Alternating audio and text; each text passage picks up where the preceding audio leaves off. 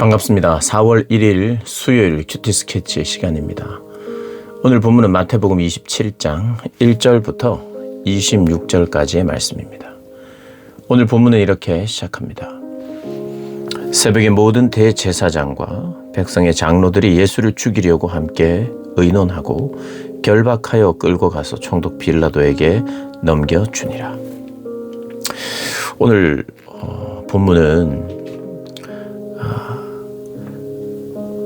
예수님을 빌라도에게 넘겨주고 빌라도가 최종적으로 십자가에 내어주는 백성들과 대제사장, 장로들은 예수님을 빌라도에게, 빌라도는 십자가에 내주는 그런 이야기입니다. 그 전에 유다의 자살에 대한 이야기가 나오는데요. 유다가 예수님을 지켜봤습니다. 배반하고 은삼십에 팔고 나서 어떻게 되나 지켜봤습니다. 그런데 예수님이 거의 사형 판결을 받게 되는 상황이 된 것을 확인했어요. 정죄됨을 보고 스스로 뉘우쳤다고 합니다. 하나님 앞에 진심으로 회개는 하지 않았어요. 책임을 느꼈고 죄송함을 느꼈고 그리고 자기가 책임지기 위해서 이 돈을 대제사장이 다시 가져갔고 대제사장은 그것을 받지 않았어요. 그리고 그 길로 스스로 목숨을 끊습니다. 이 사건이 있은 후에 대제사장들이 그 은을 보면서 이것은 핏값이기 때문에 성전고에 넣을 수 없다. 이걸 어떻게 해야 될까? 그들이 의논하고 토기장의 밭을 사서 나그네의 묘지로 삼았다 그래요. 이걸 나쁜 일에 쓸 수는 없고 성전을 위해서 쓸 수도 없고 그럼 이것을 밭을 사서 나그네들이 죽어가는, 그러니까 나름대로 필요한 일을 했어요. 그런데 이 사건을 9절과 10절이 이렇게 이야기합니다. 이는 선지자 예레미야를 통하여 하신 말씀이 이루어졌나니 일렀으되 그들이 그 가격 매겨진 자 곧 이스라엘 자손 중에서 가격 매긴 자의 가격 곧 은 30을 가지고 토기장의 밭 값으로 주었으니 이는 주께서 내게 명하신 바와 같으니라 하였더라. 이 은 30의 사람 값을 은 30으로 이렇게 치고 이게 노예한 사람 종의 몸값인데 스가랴서를 보면 스가랴가 자신의 사역에 관한 그런 수고비조로 그들에게 달라고 했을 때 백성들은 조롱하며 은 30을 이제 내어줍니다. 사람 값을 은 30에 샀다는 것은 조롱이에요. 예수님을 은 30에 팔았다는 것도 그런 의미가 있습니다. 그러니까 조롱이죠. 그러면 가룟 유다가 그렇게 했고 그런 것이 조롱이 되었고 가룟 유다도 이렇게 조롱을 받는 거예요. 대제사장들이나 그 예수님을 팔기로 약속하고 했던 일, 그가 취소를 요청했지만 그게 이제 비웃고 조롱하는 거죠. 그리고 예레미야 이야기는 뭐냐 하면 예레미야는 감옥 이제 옥에 갇혀 있었어요. 그리고 예루살렘이 완전히 멸망할 때 나라가 멸망하면 땅을 사는 게 의미가 없어요. 그런데 그걸 참 나쁜 사람이 가족 중에 그러니까 친척 중에 나쁜 사람이 이 밭을 사라고 이 땅을 사라고 그럽니다. 그런데 하나님께서 그걸 사라고 허락을 하셨어요. 그래서 그걸 샀는데 그 폐허가 된 땅 이제 곧 아무런 의미가 없는 땅을 사는 것은 그 폐허 위에 소망을 보여주기 위한 하나님의 사인이었어요. 그런데 오늘 본문이 그런 것들을 다 끌어와서 설명을 하는데 결국 뭐냐 하면 이중적인 의미가 있는 거예요.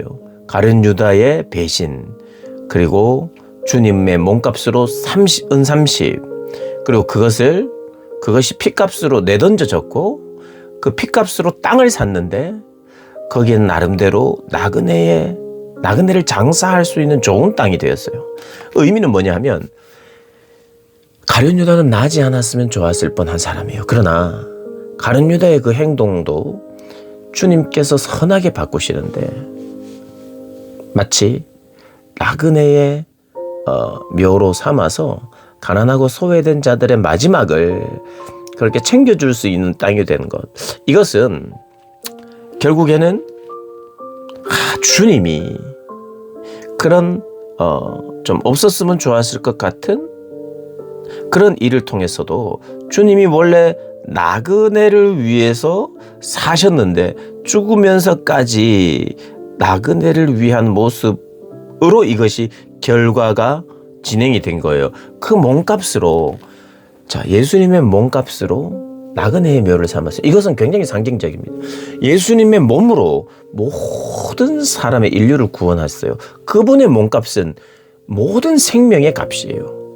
그러면서 그것을 축소하자면 심지어는 이런 그들의 조롱, 그들의 악함 이런 것으로 말미암아 생긴 이것조차도 구원의 돌봄의 장소로 바꾸시는 주님의 그런 복선이 암시가 여기에 있는 것입니다. 그리고 이제 11절부터 26절까지는요. 빌라도 총독이 머뭇거렸습니다. 예수님을 보니까요. 죄가 없어요. 확실히 확인을 했어요. 그리고 진행되는 모든 상황들을 건성건성 듣거나 사람들을 건성건성 보지 않았어요. 증거자들의 증거가 서로 달라요. 이것이 만든 거구나 압니다. 대번에. 그리고 이것이 오늘 성경은 이렇게 이야기를 해요. 명절이 되면 총독이 무리의 청원대로 죄수 한 사람을 놓아주는 전례가 있더니 그때 바라바라는 유명한 죄수가 있는데 그들이 모였을 때 빌라도가 물어 이르되 너희는 내가 누구를 너희에게 놓아주기를 원하느냐 바라바냐 그리스도라는 예수냐 하니 이는 그가 그들의 시기로 예수를 넘겨준 줄 알미더라. 총독이요 이들의 시기함으로 말미암아 예수님이 붙잡혀 온 걸 알았어요. 그리고 그런 이 모든 상황이 거짓 증언을 사고 군중들의 어떤 군중 심리를 이용하고 있는 것을 보았습니다. 그래서 군중들이 주님을 향해서 예전에는 함성을 외쳤어요. 물론 이 군중은 주님을 따랐던 수많은 군중을 말하는 게 아니에요. 어떻게 보면 그들에 의해서 잘못된 궁중 심리를 만들어서 거기에 참여할 만한 어떤 사람들, 그 사람들을 동원했고, 그러나 그 중에는 정말 몰라서 주님을 죽여야 된다고 완전히 돌변한 사람도 있고, 그리고 대제사장이나 바리새인이나 종교 지도자들에게 돈으로 매수된 사람들도 있고, 그러니까 그 궁중심리를 만드는 데는 거짓 뉴스로 만들어내는 사람들이 있었던 거예요.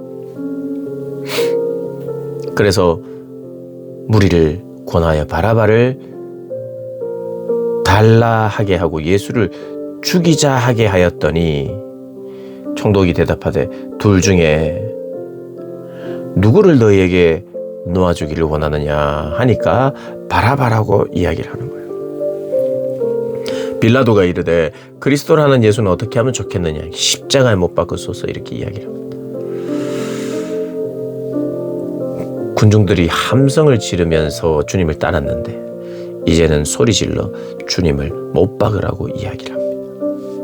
참 이 한 사람 속에 있는 극과 극에 대해서 이야기하고 우리 속에 있는 주님을 따르노라 하면서도 따를 수 없는 우리, 내가 중심이 되어 진리를 내 기준에서 해석하고 필요한 것만 얻으려 하는, 그래서 정말 진리가 원하는 방향대로는 갈 수 없는 그런 모습이 이런 마태복음, 특별히 주님이 십자가를 지기까지 가고 있는 그 길에서 사람들이 보여온 모습이고 행태입니다. 그래서 결국에는 주님이 사람들에 의해서 다 넘겨져요. 그러나 이것은 주님의 선택이죠. 주님이 십자가를 선택하셨죠. 그리고 그 길로 가셨습니다. 모든 사람들의 악함도 주님이 다 동원해서 선으로 바꾸십니다. 빌라도는 그에게도 책임이 있습니다. 그에게도 책임이 있어요. 진리를, 바른 것을 알았지만 그것을 따르지는 않았어요. 왜냐하면 사람들이 두려웠고 자기의 정치의 생명이 중요했고, 그러니까 자기 살고자 이렇게 한 겁니다. 자기 살고자. 진리를 따른 사람이 아니라 자기 삶을 찾아서 살았던 사람입니다. 우리는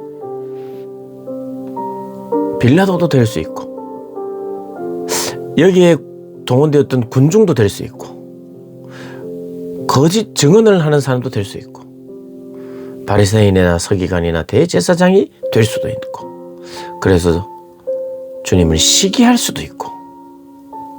시기라는 건 왜 시기하냐면 내가 높아져야 되는데 저 사람이 더 높은 거예요. 내가 더 잘나야 되는데 저 사람이 더 잘난 거예요. 그럼 시기하는 겁니다. 대제사장도 내가 받을 영광이라고 생각하는 것을 그가 받았기 때문에 시기했어요.